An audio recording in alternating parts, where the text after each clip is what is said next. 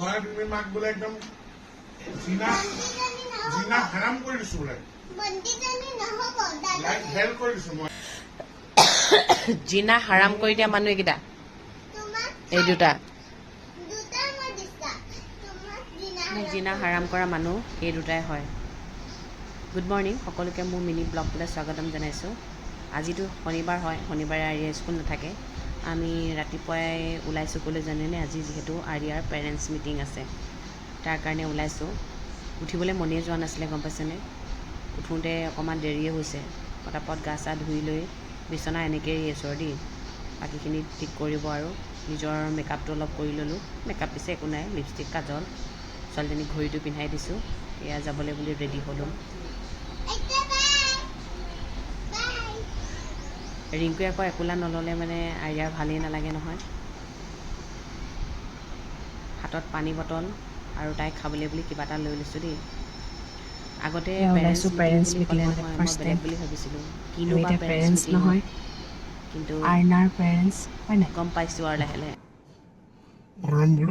কেনেকুৱা গোপ গোপনি গৰম মানে। আগতে ভাবোঁ আৰু ইংলিছ স্কুলবোৰত যে মানে পেৰেণ্টছ মিটিং পাতে, কিনো পাতে বোলো, একদম বেলেগ হাই ফাই বুলি ভাবিছিলোঁ আৰু। আমাৰ আকৌ স্কুলবোৰত আগতে পেৰেণ্টছ মিটিংটো নাপাতেই। আমাৰ মায়ে নিজে গৈ কৈ থৈ আহে আৰু পঢ়িব নোৱাৰিলে এনেকুৱা পিটন দিব, এনেকুৱা পিটন দিব, মাত্ৰ চকুকেইটা বচাই ৰাখিব বুলি কয়। খুব পিটন দিব বুলি কয়। আজি ফাইনেলি পেৰেণ্টছ মিটিঙত ময়ো আজি ইনভলভ হ'ম আৰু, যিহেতু আইনাৰ মাক দেউতাক আমি 9:17 গৈ পালোঁগৈ। আমাৰ 9:30 পৰা আছিলে দেই। গোটেই পেৰেণ্টছখিনি একেলগে নহয়, 1 by 1 মানে। আমি 9:17 পাই ৰখি থকা নাই, ডাইৰেক্ট আৰিয়াৰ ক্লাছৰুমতে যিহেতু পেৰেণ্টছ মিটিং হ'ব তালৈকে গৈছোঁ। কথা বতৰা পাতিলোঁ, কি পাৰে কি নোৱাৰে। তাৰপিছত কথা চথা পাতি 10:11 ওলাই আহিলোঁ। ওলাই আহি ঘৰ পালোঁহি। ঘৰ পাই লৈ আৰু ডাইৰেক্ট ব্ৰেকফাষ্ট কৰাত মই বহিলোঁ দেই। ব্ৰেকফাষ্টত আজি বুটৰ দালি, আপোনাৰ আলু জিৰা দি বনাইছিলে, বৰ ধুনীয়া হৈছে। পুৰি খালোঁ। পুৰি খাই লৈ তাৰপিছত অকণমান টাইম বহিলোঁ। নাক বন্ধ, কাণ বন্ধ বোলে। চৰ্দি লাগিছে, তথাপি কিন্তু চৰ্দি লাগিছে তথাপি একদম তামোল ফ্ৰিজৰ পানী খাবলৈ নোৱাৰিছে। ফ্ৰিজৰ পানী যিমান খাব সিমান মানুহ শকত হ'ব। শকতটো বোলে কম হৈছে আৰু শকত হ'ব লাগে, সেইকাৰণে ঠাণ্ডা পানী খায়।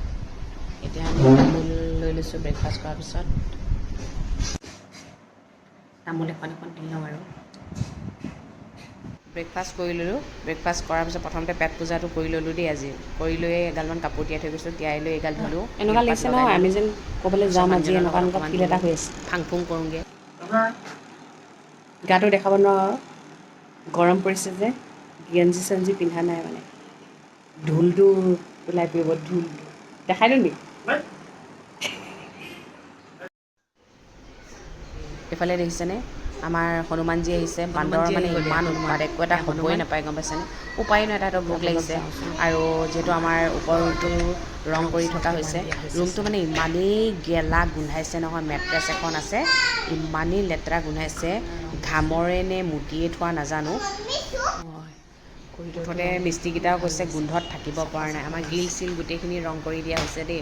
ওপৰৰ চিলিঙো ৰং কৰি দিয়া হ'ল, খিৰিকী চিৰিকী পূৰা ৰং কৰি, ঘৰবোৰ পূৰা ধুনীয়া, ৰুমকেইটা ধুনীয়া ৰং কৰি দিছে। মানে ইমানেই লেতেৰা কৰিছিলে। আমাৰতো কাম হয় নাই, আমাৰতো এইবোৰ ঠিক কৰিবই লাগিব। ইয়াত 2টা বেডৰুম আছে আৰু 2টা বাথৰুম আছে। কিটচেন আছে, ড্ৰয়িং কাম ডাইনিং আছে হা। বাথৰুমকেইটাও পূৰা চাফা কৰি দিয়া হৈছে। ইমানেই পাব্লিক টয়লেটৰ গতে কৰি দিছিলে, গম পাইছেনে? লগা নাই যে। কাৰোবাক যদি তেজপুৰত ভাড়াঘৰ লাগে ক'ব পাৰে দেই, মোক মেছেজ কৰিব, যিহেতু আমাৰে ভাড়াঘৰ হয়। বাথৰুম পৰ্যন্তলৈকে চাফা কৰা হৈছে আৰু। তাৰপিছত ৰিংকু মানুহজনে ক'লে যে মেট্ৰেছ আৰু বিচনাখন উলিয়াই দিবি, আমাৰ যিহেতু এইফালে ৰুম আছে ন, সেইফালে মানে তলত গৈ থৈ দিবলৈ কৈছে। নহ'লে গোন্ধটো থাকিলে আকৌ বেলেগ ভাড়া মানুহ আহিলে ক'ব ন ইমান লেতেৰা বুলি। এয়া চাওকচোন, বাথৰুম কেনেকুৱা গেলাই থৈ গৈছিলে। পাব্লিক টয়লেট কৰি থৈ গৈছিলে, ৰঙা আছিলে, এতিয়া চাফা কৰি দিয়া হৈছে সকলোবিলাক। তাৰপিছত ইভিনিং টাইমত অকণমান শুই মেলি ল'লোঁ, চাহ খাবলৈ বুলি বহিলোঁ, চাহ তাহ খাই ল'লোঁ দেই। এইফালে মই ব্লেক কাপোৰ পিন্ধিছোঁ কাৰণে ইমানেই বেছি গৰম এটা উঠিছে। আমাৰ আকৌ ছোৱালী চাওকচোন বাৰু, মোজা পিন্ধিছে।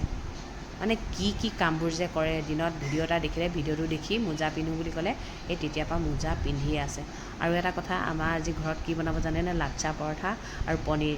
ৰিংকুৰ মানে এটাই ভয়, কিজানি তাৰ ভিডিঅ'বোৰ মানে নহয় ক নামটো ভালকে ক যায় কিছুমান ৱৰ্ড ইমান ভুলকৈ কয় নহয় কি ক'ম অল ইণ্ডিয়াত নাযায় তই ক ৱৰ্ডটো ক এই দেখিছানে ৰিংকু দাদাই নামটো ক'ব নাজানিছে তই ক তই কি কৈছিলি ক একো নহয় ক আকৌ আলু পিঁয়াজৰ বাকলি ইয়াত পেলাইছ ক সেইটো নহয় ৱৰ্ডটো ক লেজ্জা পৰঠা আৰু কি বনাবি লেজ্জা পৰঠা আৰু পনীৰ লেজ্জা বুলি নকয় লাচ্ছা পৰঠা লাচ্ছা পৰঠা বনাবি লাচ্ছা পৰঠা অঁ সেয়া আছে ৰিংকু দাদাই নাজানিছে লাচ্ছা পৰঠা অঁ তুমি জানিছা স্কুলত কি শিকায় কি নিশিকায় সেইটোৰ ওপৰত আপুনি যদি ডিপেণ্ড হৈ থাকে নহয় তেনেহ'লে আপোনাৰ ল'ৰা ছোৱালী একো নিশিকিব সেইকাৰণে স্কুলত শিকোৱাৰ উপৰি ঘৰত শিকাবই লাগিব ধুনু হৈছে মা এয়া এদিন গেপ পৰিলে পাহৰি যায় ন আমিয়ে পাহৰোঁ তাহাঁতি কিয় নাপাহৰিব একদম ধুনীয়াকৈ 3টো লিখিছে দেই স্কুলত দিছোঁ শিকি থাকক আৰু বয়স হোৱা নাই সেইবুলি কেতিয়াও নাভাবিব স্কুলত দিছে যেতিয়া শিকাব লাগিবই লগৰবোৰ আগবাঢ়ি যাব অঁ ইয়াৰপা লগৰবোৰ আগবাঢ়ি যাব আপোনাৰ ল'ৰা বা ছোৱালী পিছ পৰি থাকিলে কেনেকুৱা লাগিব সেইকাৰণে সময়ৰ কাম সময়ত কৰি যাওক চবেই যদি আগবাঢ়িব পাৰে আপোনাৰ ল'ৰা ছোৱালী কিয় পিছ পৰি থাকক হয় নহয় আৰু মইতো কেতিয়াও নিবিচাৰোঁ মোৰ ছোৱালী পিছ পৰি থাকক তানা চাৰিয়া ধুনীয়াকৈ লিখি আছে মই বোলো লাচ্ছা পৰঠা আৰু পনীৰ হ'ল নে চালোগৈ গুড গাই আমাৰ এৰিয়াটো পনীৰো নাখায় খোৱাত বহুত বেয়াও সেইটো কমপ্লেইন আজি স্কুলত পাই আহিছোঁ দেই খোৱাত বেয়া বুলি এইফালে লাচ্ছা পৰঠা বনাই হৈ গ'ল পনীৰ বনাই হৈ গ'ল আৰু ইয়াক খাবলৈ দিলোঁ তেন্তে আজিলৈ বাই বাই দেই কাইলৈ লগ পাম